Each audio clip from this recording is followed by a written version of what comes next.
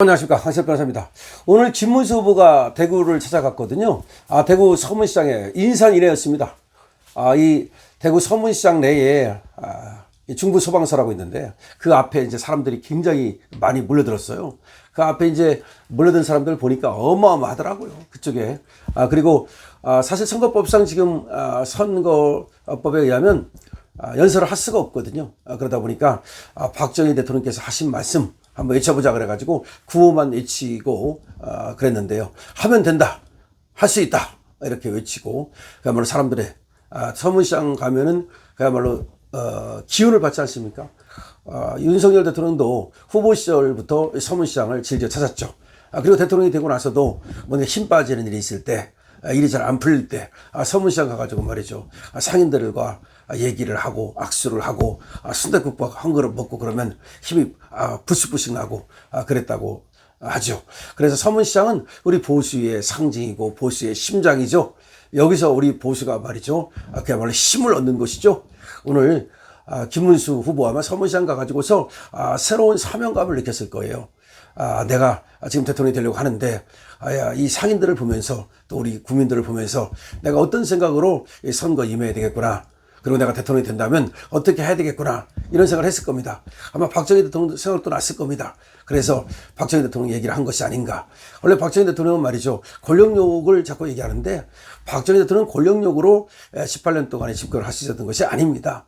원래 권력욕만 갖고는 그 오랜 세월 그 고독을 견딜 수 없습니다. 그 인내의 세월을, 그 무게감을 견딜 수 없어요. 예외적 사명감을 갖고 있었던 것이죠. 그러니까 사명감으로. 그러니까 이 가난한 나라를 갖다가 조선시대부터만 해도 500년 동안의 이 가난의 질곡의 그 역사를 갖다가 그야말로 끌어내겠다는 어떤 예외적 사명감, 이것이 박정희 대통령을 지탱케 했다라고 하는 것이 학자들의 얘기거든요. 그런데 오늘 아마 대구 서문시장 가가지고서 김문수 후보도 이런 어떤 예외적 사명감을 느끼지 않았을까라는 생각을 하게 됩니다. 정말 우리 김문수 후보 오늘 서문시장에서 수많은 사람들의 눈동자를 보고 그들의 그야말로 그 어떤 염원을 듣고 느꼈을 거예요. 그래서 지금 김문수 후보가 스스로 아마 다짐을 하고 그 다음에 결의를 다지고 다시 신발끈을 매는 계기가 됐을 것으로 생각을 합니다. 그 다음에 우리 지금 김문수 후보를 갖다가 대통령 만들겠다는 사람들은 우리 자유보수 우파의 국민들이에요. 국민의 힘의 국민들이에요. 그들은 저 좌파들이 아니에요. 그들은 다 이재명에게 가 있습니다. 그렇기 때문에 우리 김문수 후보는 우리 자유보수 우파를 대변해야 돼요. 그들이 원하는 것을 정책으로 만들고 그들이 원하는 공약을 내걸어야 돼요. 어설피 좌파를 흉내내면 안 돼요. 그리고 중도를 생각해서 자꾸 약간 우리를 실망시키는 그런 어떤 스타일을 고집하면 안 됩니다. 필요 없습니다. 어차피 제가 늘 말하지만 우리가 중력으로 뭉치고 그리고 중도는 정책으로 당기는 거예요. 정책으로 당긴다는 말은 그 중도가 관심을 가질 만한 정책, 그들에게 이익이 되는 정책을 그냥 툭툭 던져주면 그들은 끌려오게 돼 있어요. 그렇기 때문에 결국은 자유보수 우파의 단결과 단합이 중요하다는 얘기를 다시 한번 드리니까 우리 김문수 후보가 자유보수 우파가 그야말로 단합할 수 있도록, 결합할 수 있도록, 차락처럼 그렇게 다져질 수 있도록 해주시면 좋겠다는 말씀을 드리고요. 오늘 또 뭐 안철수도 찾아간다고 그러고요. 그 다음에 한동훈도 찾아간다고 그럽니다. 이 대구 서문시장을 안철수는 오후 3시에 간다는 말이 있고요. 그 다음에 지금 한동훈이는 뭐 밤 7시에 야시장을 찾는다는 말이 있는데, 어쨌든 김문수 후보만큼 그들은 그렇게 열렬한 환영을 받지 못할 것을 저는 확신합니다. 자, 그런 가운데 오늘 김문수 후보가 아주 중요한 얘기를 했어요. 한덕수 아니라 그 누구라도 이재명을 꺾을 사람이 있으면 힘 모으겠다. 바로 그거죠. 한덕수가 아니라 그 누구라도 이재명을 꺾을 사람만 있으면 힘을 모아야 한다. 바로 이런 태도를 제가 주문하는 거예요. 자유보수 대연합을 제가 주문하는 것이고, 그야말로 우리가 힘을 합해서 그야말로 짜고 덤벼가서 합종연행을 통해서 시너지 효과를 거두는 것을 제가 그래서 얘기하는 거예요. 우리 김문수 국민의힘 대선 경선 후보가 오늘 한덕수 대통령 권한대행의 출마 사안에 대해서 한덕수가 아니라 김덕수, 아니 그 누구라도 이재명을 꺾을 사람만 있으면 모두 힘을 모아서 반드시 이재명을 꺾어야 된다고 얘기했습니다.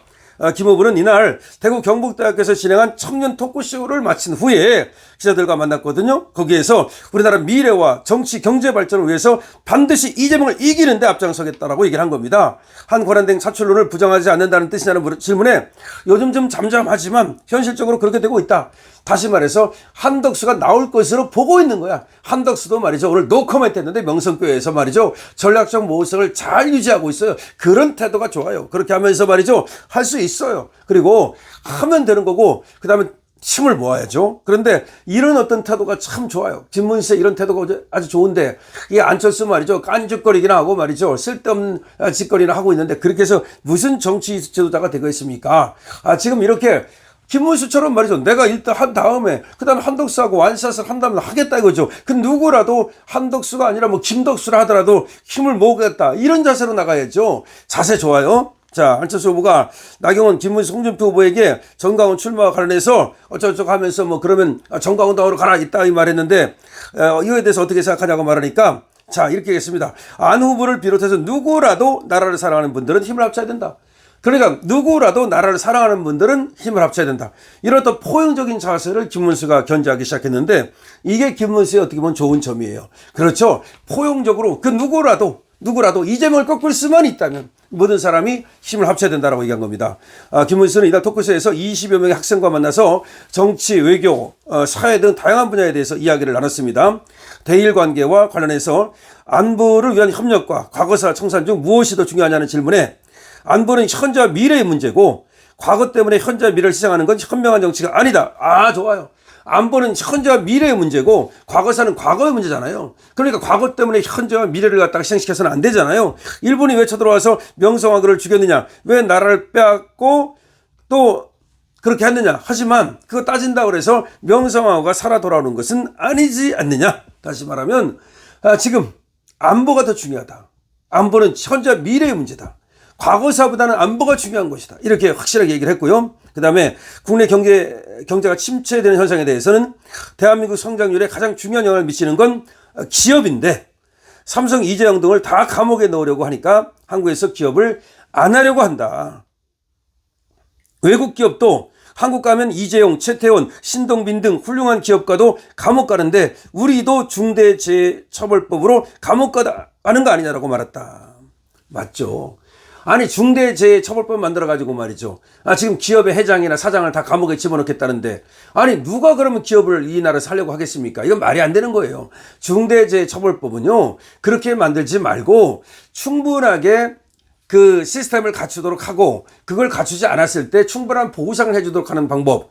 그 다음에 어떤 그 사고가 났을 때 사장에게까지 책임을 묻는 것이 아니라 그 부서의 책임자라든가 직접 관계자한테 책임을 물어야지. 예를 들어서 어떤 현장에서 건설 현장에서 사고가 났어요. 사람이 떨어져서 예를 들어서 일하다 죽었어. 그렇다고 건설사 사장한테 건설사 회장한테 책임을 물으면 그게 되겠습니까? 그러니까 그런 중대재해처벌법은 안 된다는 거야. 그런 거 만들고 말이죠. 그 다음에 기업의 회장이나 재벌들을 전부 다 감옥에 집어넣고 그러는데 누가 우리나라에서 기업을 하려고 하겠느냐라고 하면서 경제에서 가장 중요한 건 기업이다. 그런데 기업가들을 갖다가 옥죄고 그들을 갖다가 적대시하는 그런 어떤 사회에서는 경제가 발전할 수 없다라고 분명히 얘기를 한 겁니다. 그래서 이른바 기업의 탈한국화 현상. 기업이 지금 한국을 떠나거든요. 안 들어와요. 그리고 우리나라 기업인들마저도 떠나거든요. 이런 거에 대해서도 지금 뼈 있는 말을 했습니다. 그리고 지금 김문수가 경제, 사회, 문화 전반적으로 말이죠. 여러 가지를 경험했기 때문에 그리고 자기의 경험을 통해서 실천적 경험을 통해서 체득했기 때문에 상당히 체화된 어떤 노하우와 체화된 지식과 그리고 실천력을 갖고 있어요. 이것들이 이제 하나씩 빛나게 되고 지금 얘기하는 거 보면은 충분히 대통령직을 감당할 수 있다 이런 분이죠. 자, 좋습니다. 오늘 김문수 대구 서문시장 갔는데요. 뿐만 아니라 지금 또 학생들과의 토론이라든가 이런 걸 통해서 정말 우리나라를 어떻게 끌고 가는 것이 맞는지에 대한 확실한 어떤 그 자신의 철학을 자신의 비전을 지금 잘 보여주고 있습니다. 그러면서 가장 좋은 것은 개방적 태도, 한덕수하고도 얼마든지 또 이렇게 협력할 수 있다. 그 누구라도 협력할 수 있다는 그런 태도는 좋습니다. 다만 분명한 것은 배신자는 제외된다는 거, 그거는 아마 김문수 후보도 알고 있을 겁니다. 강신업 TV입니다.